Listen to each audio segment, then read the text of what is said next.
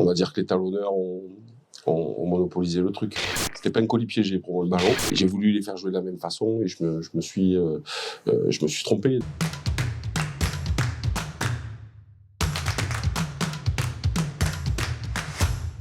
Quand j'étais en Angleterre sur mes années à Gloucester, avant de finir ma carrière au Racing, avec Olivier Azam, on était à l'étranger, on avait une autre réflexion un peu, parce qu'on était dans une culture et un contexte différent de la France, et on a passé notre premier diplôme tous les deux. Donc j'ai un diplôme de level 2 ou 3 en Angleterre, d'entraîneur. On l'a passé donc quand on était joueur. Et c'est quelque chose qui nous a, qui m'a de suite attiré parce que c'était une culture différente. Donc je l'ai passé. Après je suis revenu en France, j'ai fait une saison au Racing et puis après j'ai passé le DES pour être entraîneur rugby.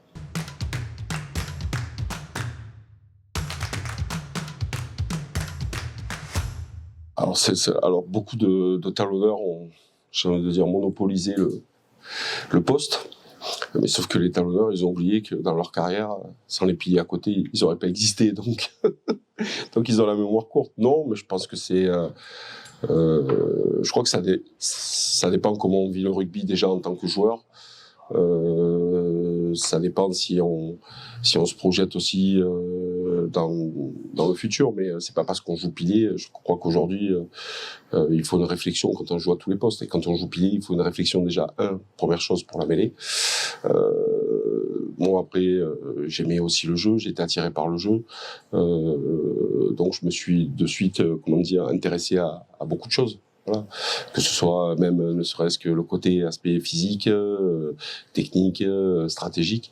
Donc c'est quelque chose qui m'a toujours plu. Mais après, on va dire que les talonneurs ont monopolisé le truc.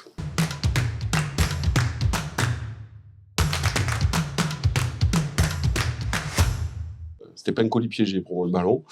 Donc même si après j'adorais la mêlée parce que à cette époque-là les mêlées étaient différentes, puis on jouait, j'ai eu la chance de commencer très très très jeune, et puis on jouait des joueurs vraiment de différentes générations, un peu plus à l'ancienne, qui étaient axés que sur ça. Donc voilà, j'ai eu la chance de jouer contre des grands joueurs, des anciens internationaux français, parce que moi j'avais 19 ans, je démarrais. Donc quelque part c'est un bel apprentissage, et c'est un poste qui est dur, mais c'est un poste aussi qui demande beaucoup de réflexion, et on apprend beaucoup sur soi.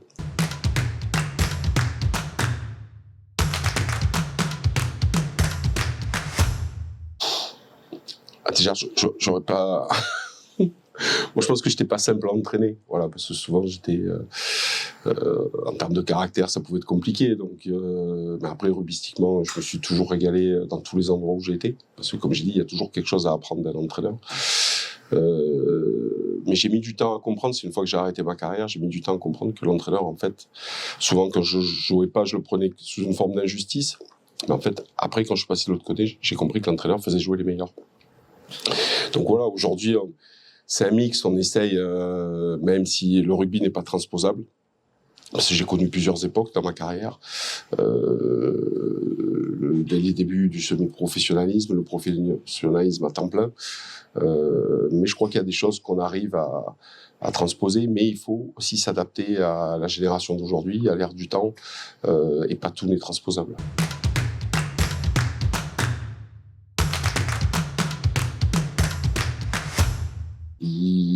Que ce soit ruck, plaquage, mêlée et ballon porté, effectivement, l'arbitrage n'était pas le même. Et il n'y avait pas moins de caméras, les arbitres de touche étaient moins prioritaires aussi pour signaler des fautes. L'arbitre devait tout gérer. Et quand vous devez gérer 30 personnes, sans les caméras et sans les arbitres de touche qui avaient leur mot à dire, effectivement, il y a un paquet de trucs que vous ne voyez pas.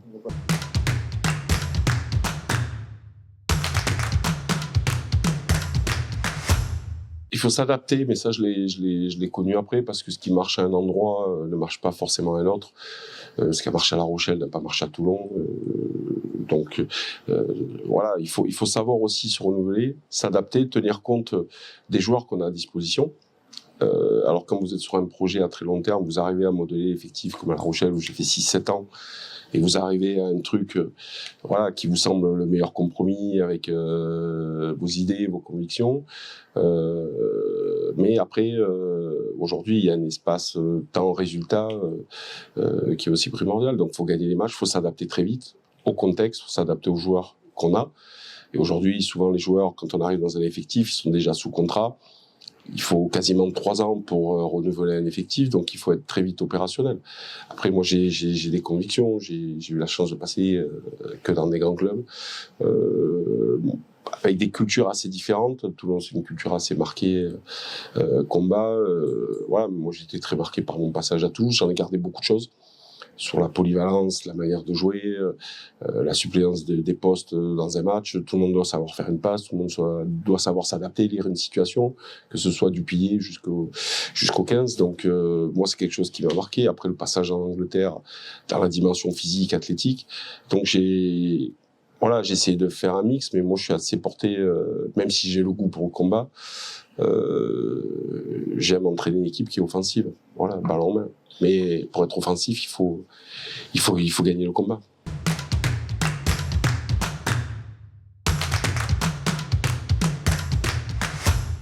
Déjà, il faut scanner à qui on s'adresse, il faut scanner où on est, parce que comme je l'ai dit, je m'en suis aperçu avec le temps, ce qui a marché à un endroit ne marche pas à un autre. Faut de suite voir comment on va manager ce groupe, passer ses différentes personnalités. Comme je l'ai dit, le rugby, de la manière dont il le vit à Toulon, à Toulouse, dont il le vit au Racing, est totalement différent d'un endroit à l'autre. Donc il faut s'adapter. Après, moi, il faut un cadre autour d'équipe.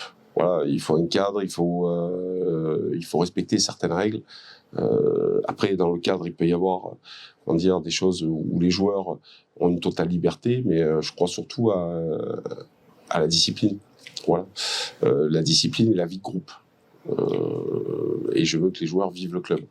Voilà, le club, c'est pas juste un endroit où on vient passer une journée, où un jour on décide de bien s'entraîner, le lendemain on décide de moins s'entraîner. Non, je crois qu'il faut vivre le club.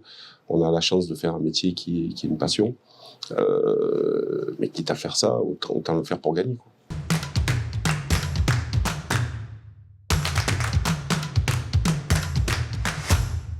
Quand je suis parti de La Rochelle, on avait atteint une forme de jeu assez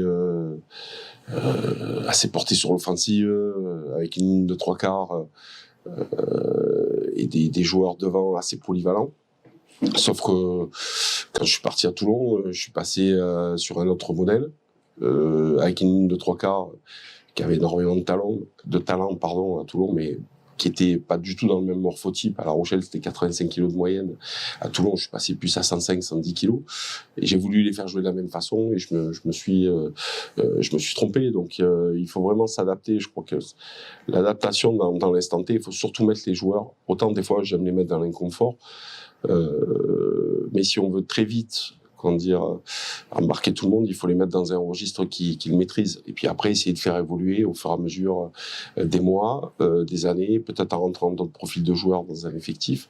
Mais il ne faut pas faire jouer un joueur à contre-nature.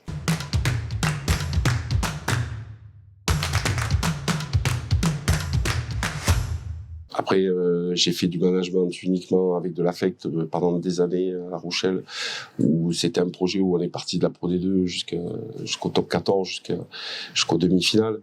Donc, vous créez un lien différent avec les joueurs. Quand vous prenez un joueur que personne ne connaît en Pro D2 et que 3 ans après, vous êtes en top 14, qui joue en équipe de France, vous avez des rapports différents et j'ai toujours des rapports différents avec ces joueurs-là.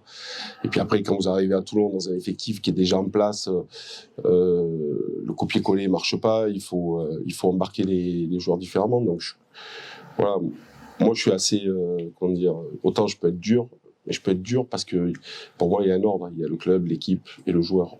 Le joueur peut pas être au-dessus du club ni au-dessus de l'équipe. Voilà, et souvent les clashs que j'ai eus, c'est par rapport à ça.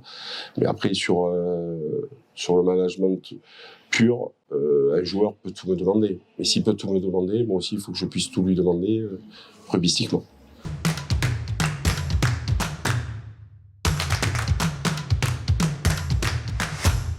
Aujourd'hui, on colle des étiquettes, on met les gens dans des cases. Donc, un entraîneur qui est content quand il perd, j'en connais pas. un entraîneur qui, à un moment donné, sur le bord du terrain, a besoin de crier pour faire passer une consigne. Il y en a tous les week-ends en top 14. Donc, je suis pas une exception à la règle. Après, voilà, je crois que c'est surtout le quotidien, comment on vit avec l'équipe. J'ai compris avec le temps qu'on peut pas entraîner les joueurs 7 jours sur 7, parce que ça n'existe pas, parce que c'est un sport qui demande beaucoup d'exigences. Donc voilà, il y a des jours où il faut les occuper, il y a un jour où il faut les distraire, puis il y a un jour où il faut les entraîner. Donc une fois que j'ai compris ça, je crois que je me suis amélioré dans mon management. Je crois que j'ai gagné même en qualité de discours, parce qu'en fait, on n'est pas constamment dans pas dans le conflit, mais dans l'énergie, voilà. Et c'est un métier qui demande beaucoup d'énergie, et le temps de parole, si à un moment donné, il faut pas qu'il soit dissous, parce que sinon on n'a plus d'impact sur les choses au quotidien, et on n'a plus d'impact le week-end. Donc après, moi, je le définis comme quelqu'un qui vit le truc, voilà, et surtout qui dès que je rentre dans un endroit, voilà, on appartient à une institution, ça représente quelque chose, quoi. Voilà, même si on n'a pas été joueur, ici, à un moment donné, on doit défendre une institution, on doit défendre certaines valeurs et une certaine éthique.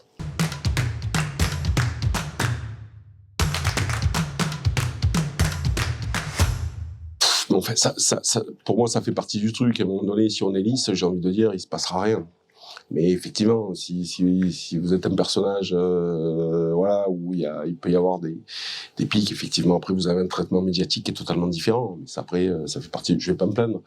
Mais effectivement, aujourd'hui, dire un truc, ouais, il y a des choses qui peuvent me, comment dire, m'agacer. Il y a des choses qui peuvent m'énerver. Mais c'est jamais un truc qu'on dit. C'est parce qu'à un moment donné, sur la question, on n'est pas approprié, sur la question, on n'a pas de sens. Voilà, moi j'ai du mal avec le manque de franchise. Donc effectivement, après on vous met dans une case. Mais après, j'ai envie de dire, on a le traitement médiatique qu'on mérite. Donc il y a eu des fois, j'ai eu un bon traitement médiatique, et il y a eu des fois où effectivement, ils se sont pas gênés pour m'achever, mais ça fait partie du truc. Après, il y a des combats que je mène plus parce que c'est perdu d'avance. Alors j'étais souvent dans le tac au tac, c'est-à-dire la réponse instantanée, mais après je me cale souvent sur la personne la personnalité et le niveau de la question. Voilà. Et souvent, quand la question, j'ai envie de dire, n'est pas au niveau, ben je me mets au niveau et j'ai une réponse qui va avec. Après, il y a la personnalité de la personne qui me pose la question. Ça aussi, c'est moi j'aime la franchise, j'aime pas les non-dits, j'aime pas quand on passe par la porte de derrière, j'aime pas quand on fait le tour, quand on tourne autour du pot. Après, depuis très longtemps, j'ai eu des rapports conflictuels avec certains journalistes, mais c'est parce que aussi peut-être il y a eu manquement aussi de leur part. Voilà. Donc, mais j'ai aussi des très bons rapports avec beaucoup de journalistes que j'ai gardés pendant très longtemps, que ce soit à La Rochelle, que ce soit à Toulon, dans certains endroits où je suis passé, avec qui je suis encore en contact. Donc, mais effectivement, aujourd'hui, je fais beaucoup plus le tri, et je suis moins dans la réponse directe. Mais peut-être qu'aujourd'hui aussi, les gens ont une manière différente de poser des questions. Moi, j'aime les gens qui travaillent. Alors, quand on pose une question, si vous attendez une réponse, comment dire, construite, donc j'aime bien qu'en face la question, il y a un travail à la question, quoi. Voilà. Et souvent, quand c'est des questions exprès pour faire agir, exprès pour envoyer un pic, ouais, peut-être que j'ai passé l'âge.